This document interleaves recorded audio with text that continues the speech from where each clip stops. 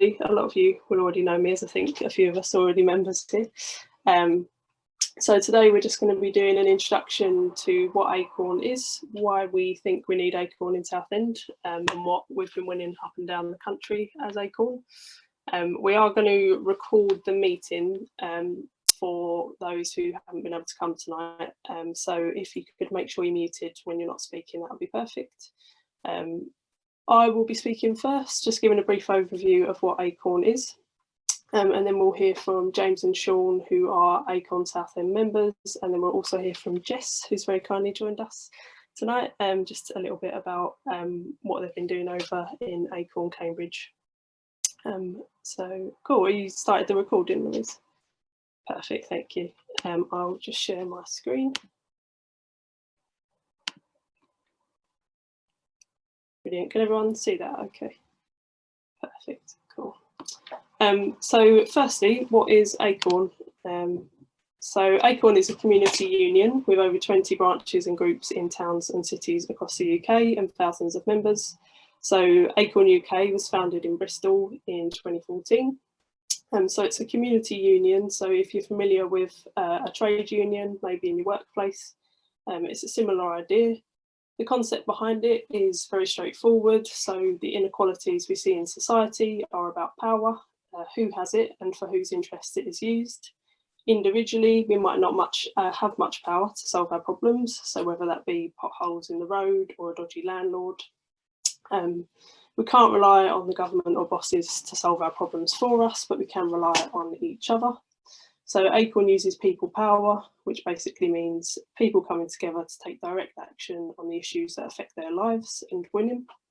So what are we? We are a democratic membership organisation, independent of any political party.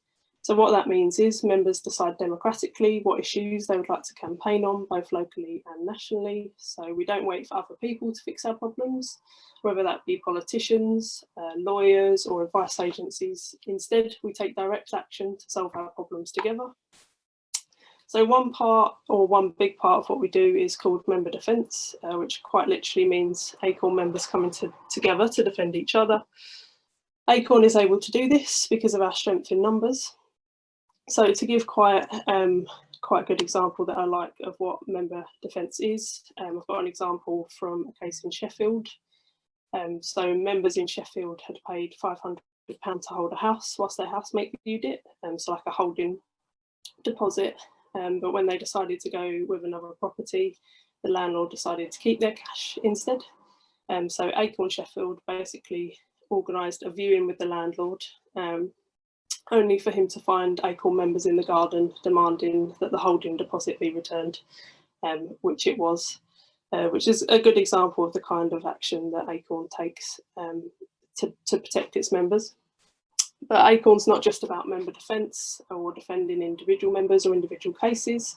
It's also about campaigning for national and local change and bringing about lasting change to the structures that perpetuate the power inequalities that affect our lives. So we stand for an organised and united working class building power in our communities to take back what is ours. But the easiest way to describe what we're about is to talk a little bit about what we've won already up and down the country. So at the moment, we're just trying to build our members up in Southend, but we've got some great examples from elsewhere of great victories and actions. So ACORN does have a reputation for being a strong tenants union. That is for a good reason. So ACORN has resisted countless evictions up and down the country, demanded the return of stolen deposits, forced landlords to carry out overdue repairs that are making people live in unsafe conditions. Just to give a few examples of the member defence cases. These victories rely on a variety of different tactics, which are obviously informed by the kind of individual case in question. But for example, we might turn up to physically stop a member being evicted. We might block the phone lines of a letting agent until they listen to our demands or picket the local council. To give another example from Sheffield, which I quite like, so at the Park Hill Flats, which is quite a famous block of flats in Sheffield, which I believe is now managed by a company called Urban Splash. So that company tried to hike utility bills during the middle of a pandemic, when a lot of people had lost their jobs, been made redundant, were on universal credit for the first time, and were also obviously at home a lot more, so using more energy. So ACORN members went door knocking throughout the block, bringing a variety of different tenants together, so social tenants, private renters, homeowners, against urban splash and their hiking of utility bills. So some of the tactics they used, there's a good video of all the residents out on their balconies banging pots and pans, eventually forcing the chair of urban splash to sit down with ACORN members in a meeting where they were able to demonstrate the support of the residents in the Park Hill flats against the price hikes. They'd gone door to door getting residents to sign pledge cards. Eventually they won, which meant that the heating charges were reduced, refunded and frozen at the pre-pandemic levels. So beyond these kind of individual housing cases, as I mentioned earlier, ACORN does campaign for kind of wider structural change, both at like a city and national level. One big thing ACORN does campaign for in regards to housing issues is landlord licensing, which is basically where councils are given the power to implement a licensing scheme that landlords have to sign up to in order to be able to rent in the borough, which basically enforces higher standards for landlords so that they're not able to let their tenants live in terrible conditions. So these have been implemented with pressure from ACORN in places like Bristol, Newcastle and Sheffield. Again, to use Sheffield as an example, as they've got quite a good example of an action there in picture, which is basically where they took evidence of the conditions that one of the tenants was living in into the, I'm not sure if it's the City Hall or the council building, but basically one of the higher ups in the council had said that there was no evidence that a landlord licensing scheme was needed. So they took the evidence directly to them. So I think they actually put someone's kitchen sink in the middle of the council. So it's pressure like that that eventually led to a landlord licensing scheme being introduced in Sheffield.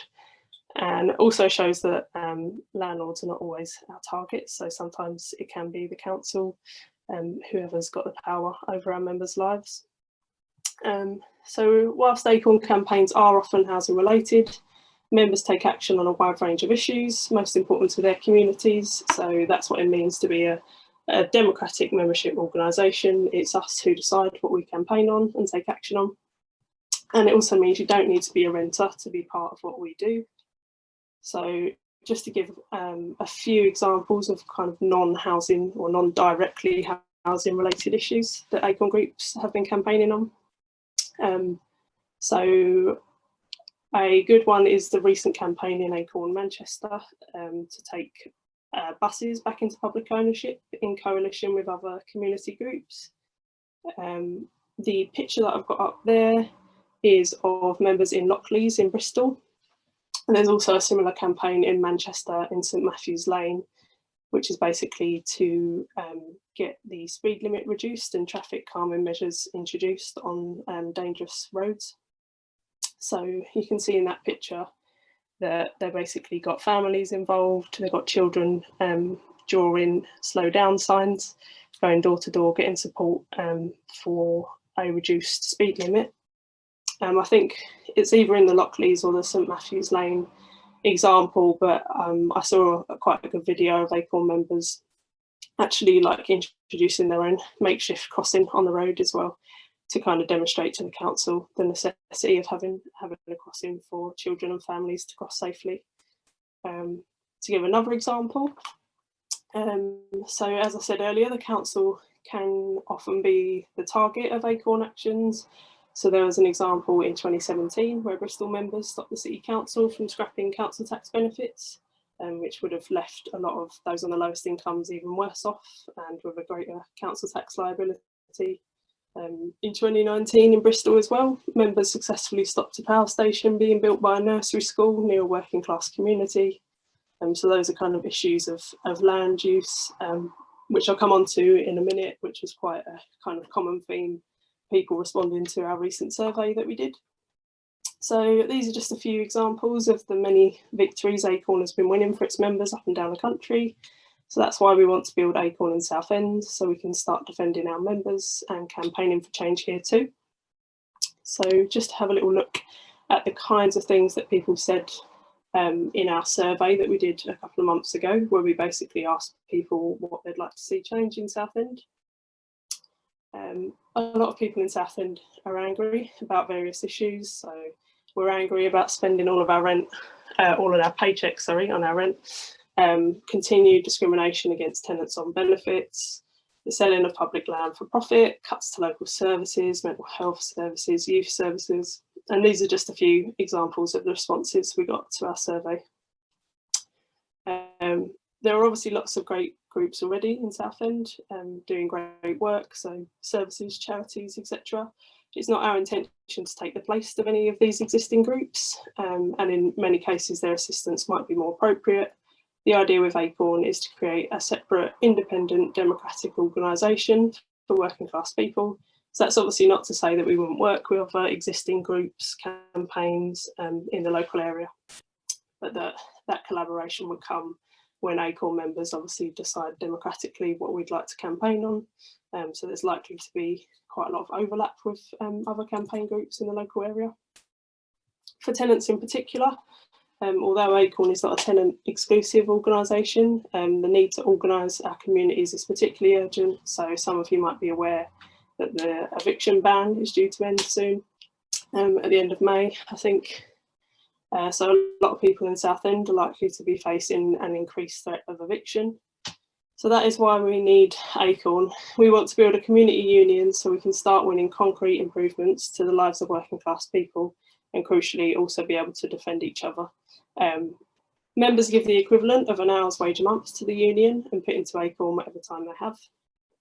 So whether that's 5 hours a week or five minutes, a lot of ACORN members have families, have kids. That's kind of how collective action works. It's not about individuals taking on lots of work for themselves, but it's all coming together to give a little bit, so we're able to take that action. The more members we have, the stronger we are, and the sooner we can start taking action in Southend, as ACORN members have in the rest of the country. So join ACORN today so we can start taking back what's ours in Southend too.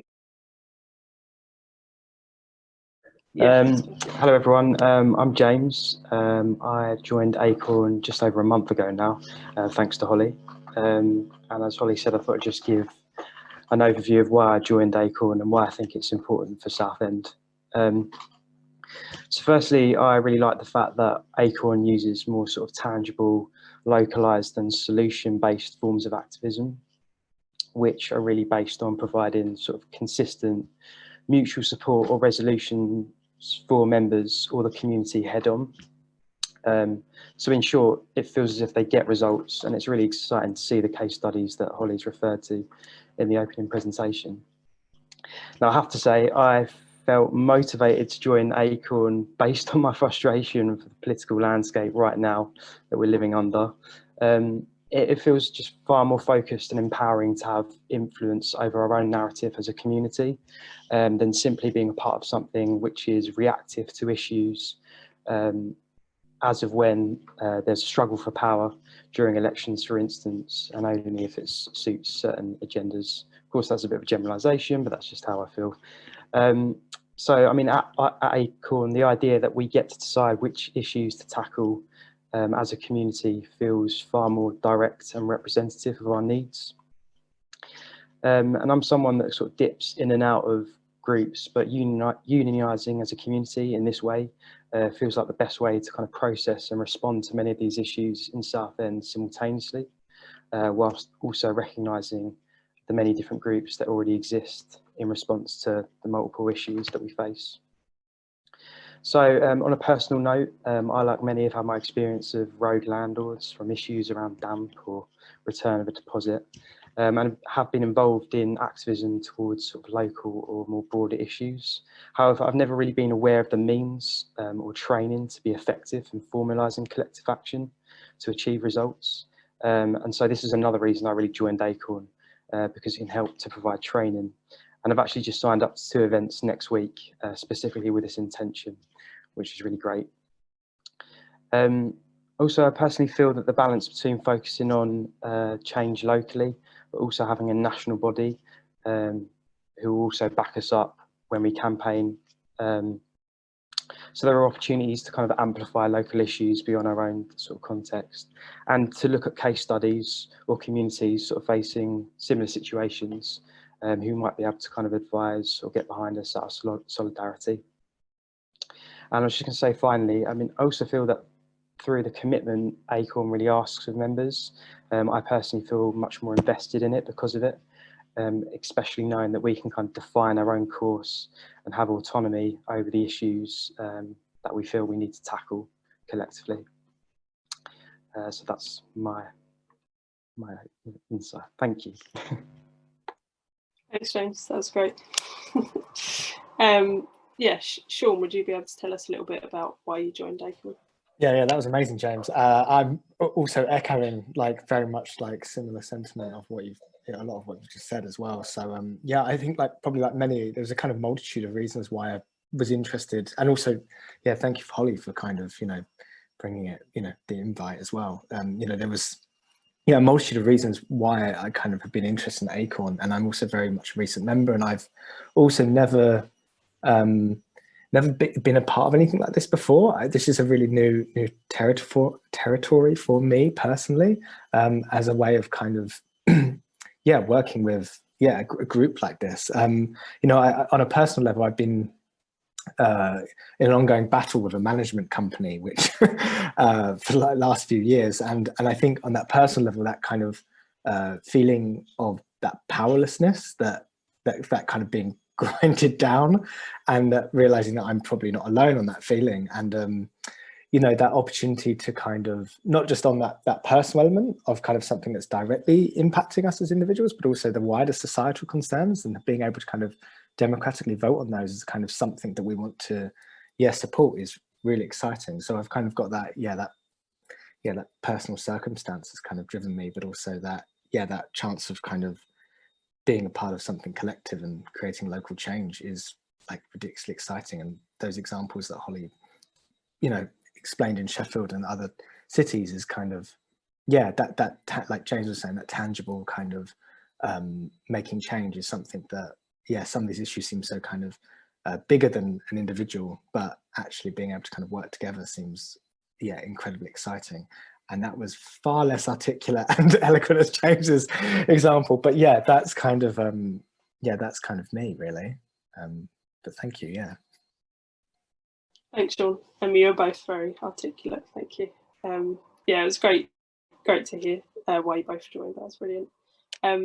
Jess, would you mind just talking for a little while about what you've been doing over, the exciting things you've been doing over in Cambridge? Yeah. You can all hear me okay, yeah? Okay, great. So yes, I'm Irish. My name is Jess. I always introduce myself in that order. And I've been a member of Cambridge ACORN since September 2020. We've been going since March 2020, and like I said, joined in September. So on a personal note, I've never been in a tenants union or any union before ACORN, although I've since joined a work union too. But I lived in Dublin for 4 years. And if anybody knows the housing situation in Dublin, it is absolutely atrocious. And it made my 4 years of undergrad in college hell, to the point where like I lost my accommodation and I nearly dropped out and lost my degree entirely. So that kind of lit a fire under me, I guess. And then when I came to Cambridge, my situation improved compared to Dublin, but that wouldn't be difficult. But I'm aware of the fact that other people in Cambridge and in England and around the place in general aren't as lucky as me. So I just wanted to join and give support, help and solidarity to those who need it. So I saw ACORN around the place, like physically around the place, meeting up in a park down the road from my house, as well as leaflets and stickers.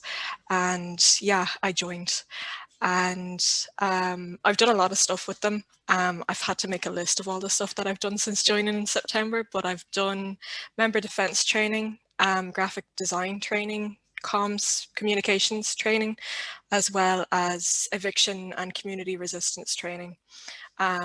And in terms of like actions, I've done the usual sending emails and a phone blockade on a particularly bad letting agents, which was really fun because you get to bring them and be cheeky on purpose, which is a really fun outlet for me. So I found that really satisfying. And yeah, we helped that particular tenant get her £500 deposit back as a result of all of those 2 actions. So that was great as well. But recently, we've had a tenant member defence case that I'm now case lead on, and it's a particularly bad case where this tenant has suffered flat out illegal actions by their letting agents, where the letting agents have consistently asked for documentation that it's illegal for them to ask for in order to carry out works that they don't need that documentation for. And despite the tenant fighting their case and saying, you can't ask me for that, you need to do the work, so I don't need to prove anything to you, they still asked and they wouldn't relent. And that's how their tenancy started, and that's how their tenancy has continued. And we're at the point now where the tenant can't live in their own house because the letting agents just refuse to do work. And but since the case started with ACORN, we've been making progress. So we've got the council on our side. We've had an environmental officer come out, investigate the house, say that they've never had damp so bad in any house that they've ever seen in their entire career. And we've forced the letting agents to bring around a damp inspector, and we can slowly see progress, but also we've got actions planned if needs be. But it's just great to see all of the people in the member defence WhatsApp group just constantly asking, like, how are things going, any developments, how can I help? It's just great that we're all rallying behind this particular member. So yeah, I think that's pretty much it.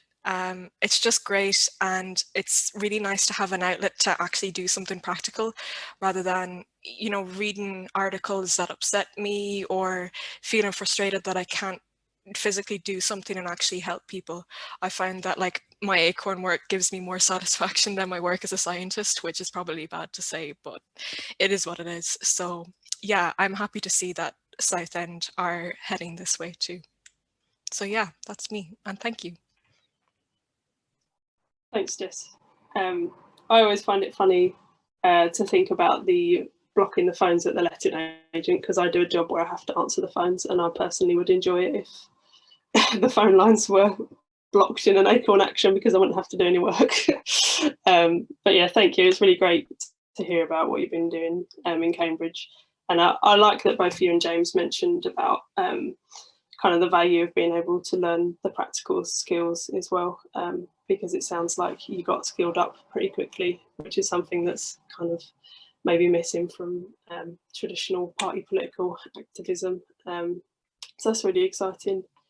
Yeah, thank you to all of our speakers. We've now got some time for questions, discussion. Yeah, I had a question for Jess specifically. I was just quite interested in, this is maybe more of like a practical question, but how you came to like feel confident and have the skills to be a case lead on one of the member defence cases, like what the actual process for that was. Yeah, so I would have mentioned, but I did member defence training, and that was kind of, you know, a general, it was more so targeted at the actual actions, you know, in terms of emails and explaining to people all of the stuff surrounding these and things you need to bear in mind, and how we decide to embark on this stuff.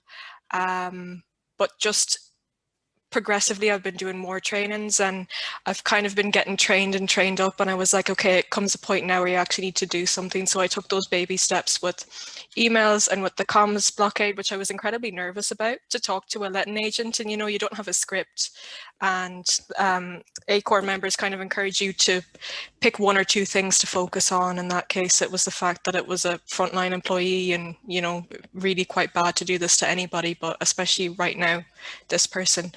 And you kind of just fight on that line. but just when it went well and we got the deposit back afterwards, and I just thought to myself, you know, I helped do that. I can make a difference and I can help people, even if it just seems small. It's just 15-minute phone conversation. On my lunch break, I made a difference, and we did have a follow-up member defence training specifically about how to be a case lead, but actually I'd already become a case lead at that point. We had that training on Monday, and I've been a case lead for I think 3 or 4 weeks now. But yeah, I just at one point had to take a plunge, but of course I've had trainings and people supporting me, and you know what, we've got a member defence leader in ACORN as well, sorry, ACORN Cambridge as well, so it doesn't all fall on me, and there's plenty of people that I can delegate to and talk to if I need support. So yeah, you can always reach out. I hope that's a decent answer. Yeah, that was great, thank you. Yeah, that is part of what really attracted me to ACORN is you know, the act of actually winning, basically. I know we haven't been able to start doing that in Southend yet, as we're still getting off the ground. But yeah, I can imagine it feels pretty good to like win someone their 500 quid back. So yeah, did anyone else have any questions or any general, for anyone in particular, based on anything anyone said, or any general questions? Yeah, go ahead, Louise. Thank you. I guess the question for Jess or perhaps Joe. So I guess when a branch gets launched, what sort of experience have you had of people deciding which things to get involved in? Is it generally that members, you know, are having an issue that they would bring themselves, or, you know, we've talked about democratically deciding which things to get involved in, but I wondered about the support that ACORN gives to help members locally actually decide where the best campaigns might be, or whether it is more kind of around member defence to start off with, or whether it depends on different branches. Thank you. Have you got anything to say on that, Jess? No. No, take it away. Yeah. Yeah, in terms of help, so like you guys would launch right on the launch day, and you'd have some training in sort of community organising, campaign planning, how to spot a good campaign, and then you'd elect a committee, right? And they're the ones who sort of like carry out the roles that bring the branch forward, and the members assist them in that. And then it's really just like, you might have a member who has an issue, you might go door knocking and find one. You might go door knocking and see that there's like an issue that's relevant to lots of people in an area of Southend, and decide that's the campaign you really want to fight on. And then from there, really you just hit the ground running. We do training, like you'll have an organizer who supports you for like one-to-one calls and come along and train you guys in person, to help you like develop that. But the best way of learning is doing, and I think we've got a model that people can like pick up quite easily. Like personally, I'd never been involved in anything before like this, and then I learned like pretty quick. Came back, was in Manchester, came back to Merseyside, started in Liverpool just when that got launched, and really like learned with my feet on the ground. So that's the best way to do it, really. Like you guys will launch, you might find like an issue hits you pretty quick and you really just like get your teeth sunk into it, or you might find that like you've spent quite a lot of time door knocking and finding an issue that is like winnable and you really want to fight on. And both ways they lead to the same result, right? You manage to make someone feel more empowered, and yourselves like you really get to upskill and learn how it works. So yeah, not a short answer to that one, but you'll find your way and you'll find that it works, basically.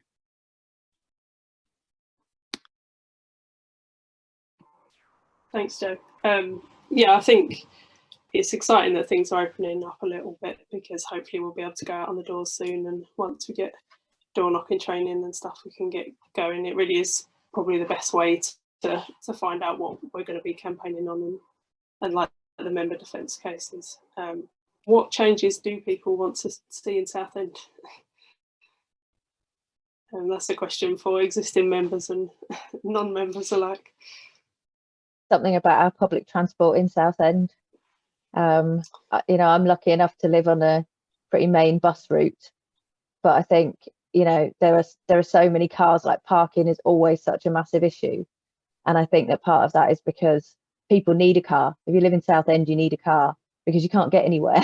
You know, the buses are ridiculously expensive. We've got two bus companies, so if you buy a ticket for one bus and then you want to come back, then you have to wait for the same bus because you can't get the ticket for the other bus company, and those kinds of things. I really think that, you know, it has wider, you know, it's day to day, it's people's lives day to day. You know, we don't have a car at the moment, and getting into town is, you know, like I say, it's not too bad for us, but for some people it's just an absolute nightmare. And then it has wider implications on, you know, the environment and those kinds of things as well. So I definitely think public transport. Yeah, I would agree with that.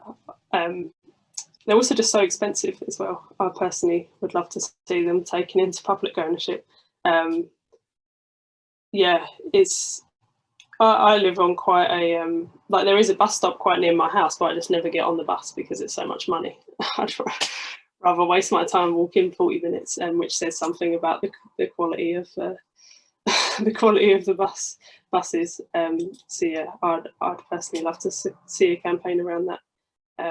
And the parking is absolutely atrocious as well. There's a culture on my road of all having to like park illegally and then get up really early in the morning, and everyone goes outside at like 7:45 and moves their car because there's no parking. So yeah, I think it was a big problem that people seem to identify in the survey we did as well.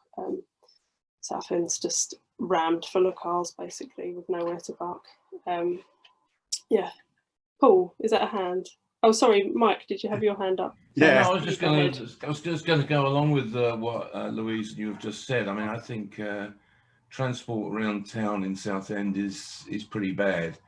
I mean, I've got a driving license, but there's no point in me having a car because I don't do that many journeys in the day, and I use buses mainly just to get around the town when I need to. And one of the issues I've noticed is that the bus service is pretty bad as you get later in the evening. So you might be able to get somewhere, and you can't easily get back unless you get a taxi or you're on one of those rare routes like Louise says, down London Road, where the buses do run up until about maybe midnight, you know, with half-hour gaps. But I wouldn't want to go out late at night if I've got to rely on the bus, you know. So it's just a bad scene. So I would hope perhaps ACORN can make a voice about that for people who don't want to have a car. I mean, because we don't want to have cars, do we? We're getting into this new age where it's like, if it's not an electric car, you shouldn't have a car, really. I mean, you've got to save the planet as well as look after tenants. Yeah, for sure. Paul, did you want to go? Yeah. Half of it was basically what Mike just said. The buses are very bad later in the evening. They just pack up early. And part of that is obviously because they can't make a profit running buses when there's only a couple of people get on them late at night. But surely the point should be that it's a public service, it should be there for the public, not for private profit. So yeah, I echo the bit about it should be if you like, a council-run services. So, and we really need to try and press the council for taking this on, and even if it means them creating a bus company that is run by the council.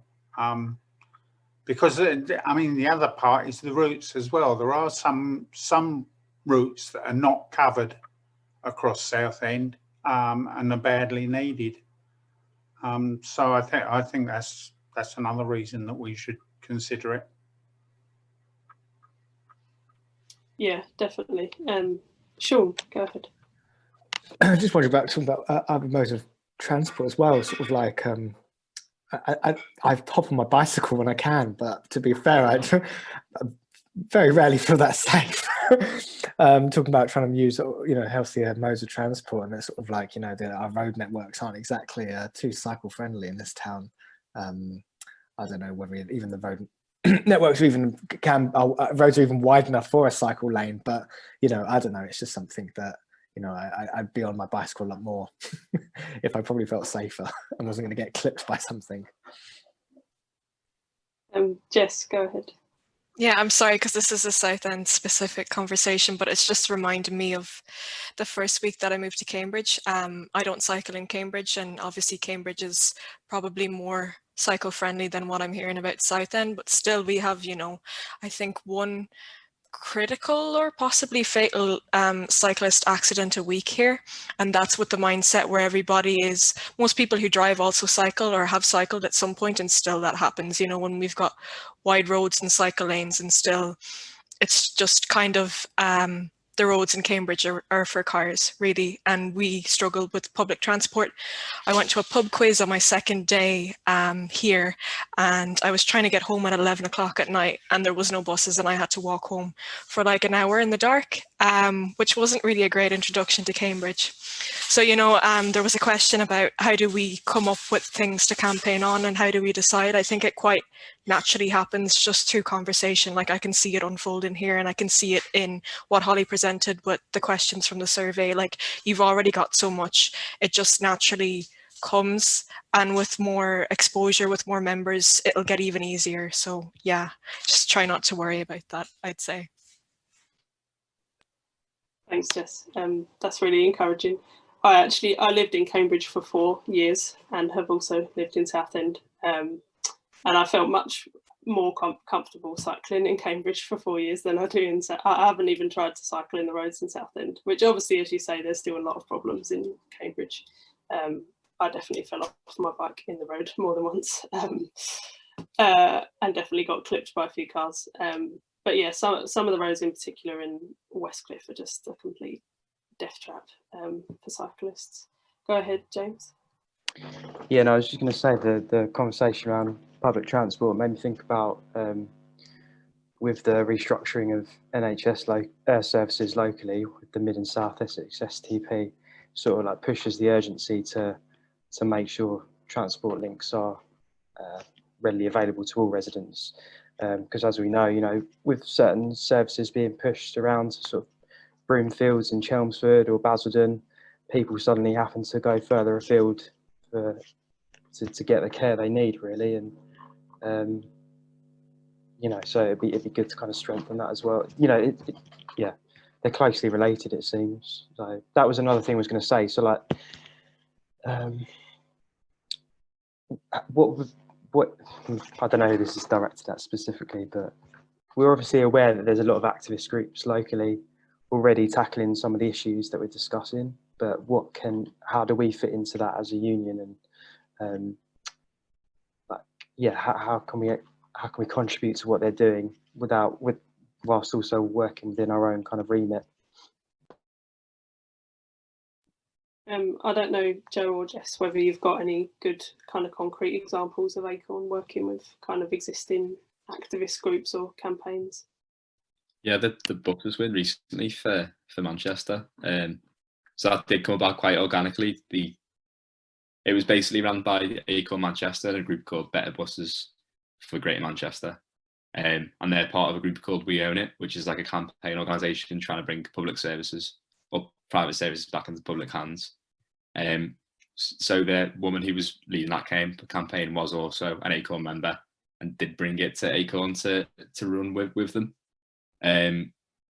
On like a smaller scale, or where there's lots of different groups, I'd just say like do your thing. What members decide you want to be involved on, do that.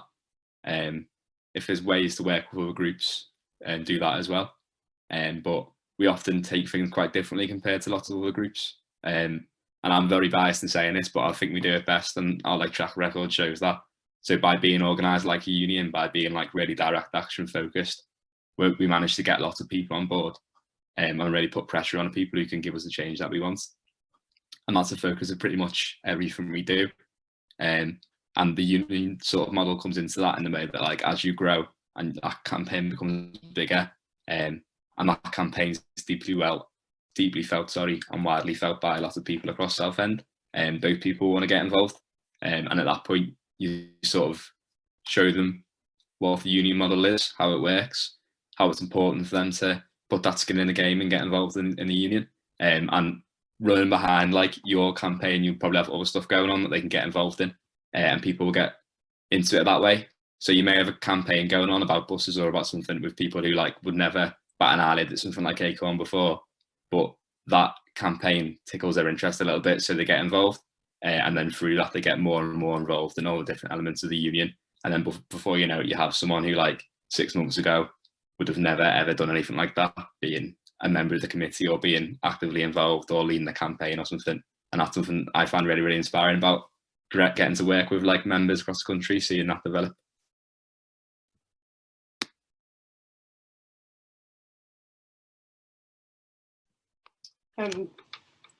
Yeah, thanks, Joe. That was really helpful.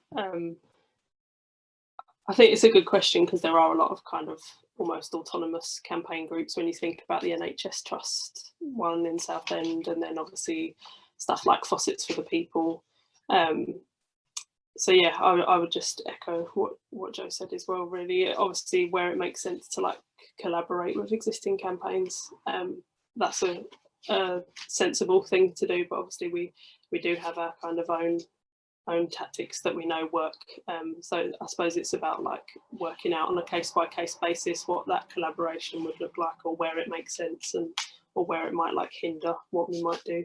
But yeah, it obviously depends on what we decide democratically to take action on. And yeah, I think it's always like important to make the distinction between ACORN being like a union based on collective action and solidarity versus like a service or a charity, which I think is sometimes the distinction that is a little bit harder to explain to people that maybe haven't been involved in something like this before. Yeah, has anyone else got any suggestions for what they'd like to see change, or any questions at all? I have a very basic question about the structure actually. In the sense that when it comes to like deciding on what we campaign locally, is it just a very straightforward like majority vote system of members, or how does that actually work in practice? Yeah, so like when you are up and running and you have that initial training, you'll be thinking about what kind of campaigns you want to take on, and how to plan them. So we use like sort of like campaign planning tools, sort of like strategy charts and stuff and plans. So you might get a member who wants to campaign on an issue, and they'll sort of fill one of them out, come to a branch meeting with a plan, explain that plan to people. You can talk about it, say if you think it'll work, if you don't think it'd work, why we should do it, why we shouldn't do it, and then it would just fall down to a majority vote. And then it'd be taken from there. So you might have that a few times. You might be looking for a campaign but vote a few down because people aren't behind it.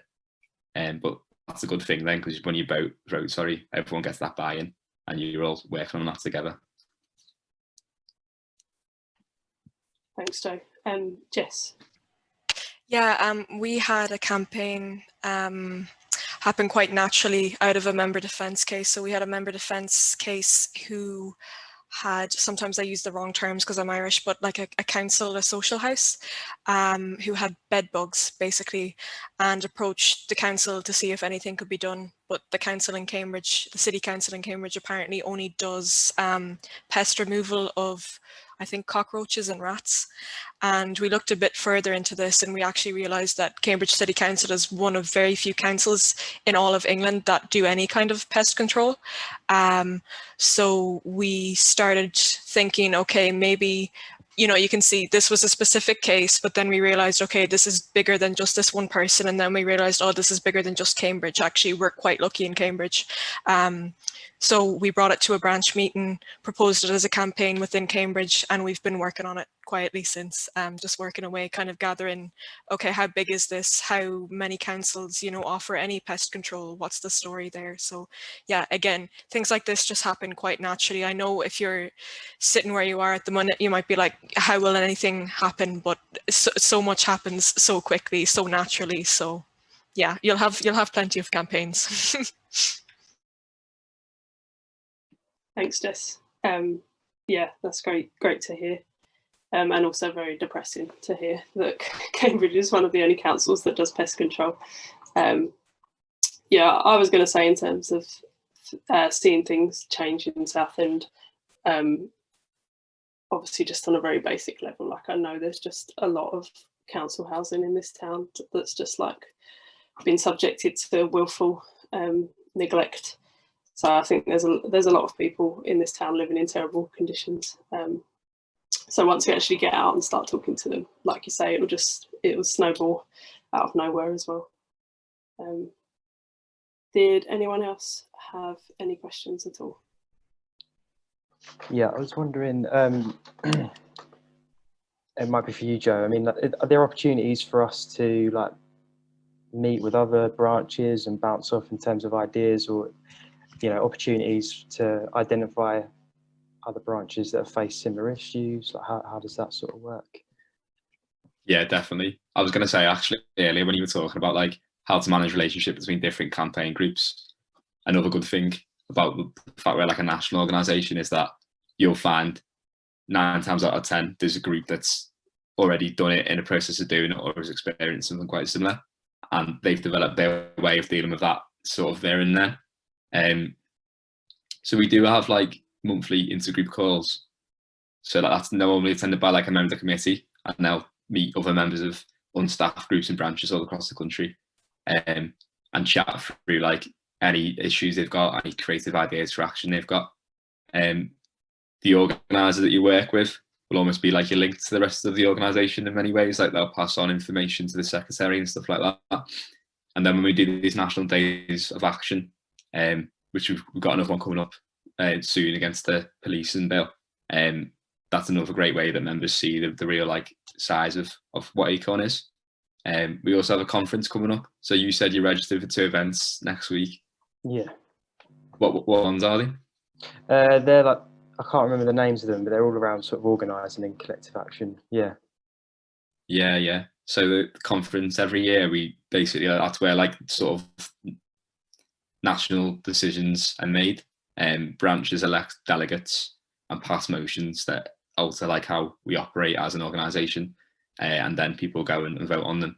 Obviously at the moment that's all on Zoom, but once the coronavirus sort of like hopefully phases out sooner rather than later, we can get around to like mixing again, visiting each other.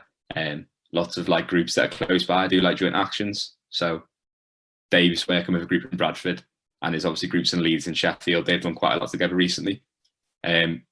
Just thinking like geographically, you'll probably be a little bit further out than most. There's some groups in London, but there's some groups looking to launch in Kent and stuff as well.